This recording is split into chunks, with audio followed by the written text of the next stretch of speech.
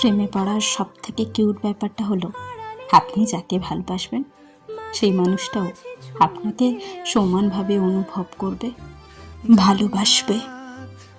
তখন আপনার থেকে সুখী আর কেউ হবে না। প্রেমে পড়ার সে কি দারুণ অনুভূতি, এক মুঠো সুখ যেন আপনার হাতে চলে এসেছে। এতই সুখকর অনুভূতি। ধরুন আপনি ভীষণ অসুস্থ, আপনার প্রিয় মানুষটা আপনার পাশে নেই, কিন্তু এই না থাকা জুড়ে যখন সে পুরো রাত নির্ঘুম কাটায় আপনার দুশ্চিন্তায়, তখন ঈশ্বরকে ধন্যবাদ জানাতে ইচ্ছে করে। অপর মানুষটা আপনার জন্য অস্থির হয়ে ওঠা, নির্ঘুম রাত জেগে আপনার কষ্টগুলো সে অনুভব করে।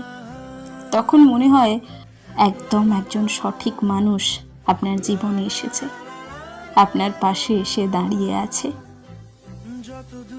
দিন শেষে প্রতিটা মেয়েই একজন কেয়ারিং মানুষ খোঁজে, যার বুকে মাথা রেখে সে নিশ্চিন্ত হতে পারে। যে ছেলে হাজার সুন্দরী দেখলেও তার চোখে আপনি সব থেকে সুন্দর, তার কাছে আপনি শুধু একটা অপশন নন, তার জীবনের সব থেকে গুরুত্বপূর্ণ একটা মানুষ। তাহলে বলবো মানুষটা আপনাকে সত্যি খুব ভালোবাসে। অসম্ভব সুদর্শন ও রিচ কেয়ারিং হওয়ার পরেও যদি তার জগৎটা শুধু আপনার বিরাজমান হয়, তাহলে বুঝবেন এটা আপনার জন্য সঠিক মানুষ। আপনি তাকে ভালোবেসে ধরে রাখেন, কারণ আমাদের জীবনে অনেক মানুষই আসে, আমরা সঠিক মানুষ চিনতে ভুল করি। তাই সে যখন আপনার জীবনে আসবে তাকে মূল্য দিন, তাকে আঁকলে রাখেন।